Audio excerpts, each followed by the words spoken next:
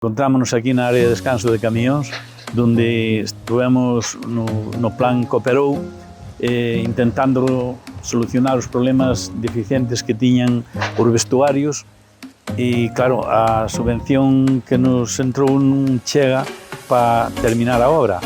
O que fixamos foi repoñer as ventanas, que alguén interesado ia roupou, e facer o desagüe que estaba sin facer, e por as pedras dos espellos das portas e ventanas.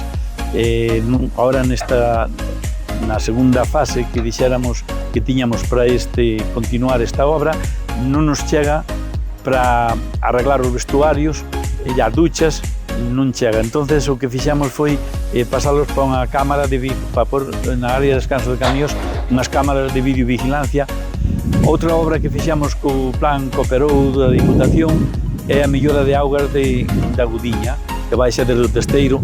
A cala estaban moi malas condicións, as casetas todas rotas e, claro, incluso as tuberías todas en mal estado. Estamos non, xa estamos facendo a obra, na actualidade estáse facendo a obra de recompoñer todo este arranxo. E o resto da subvención tuvemos que dedicalo a pagar deuda que heredamos dos nosos anteriores dirigentes e estamos pagando todo o que podemos.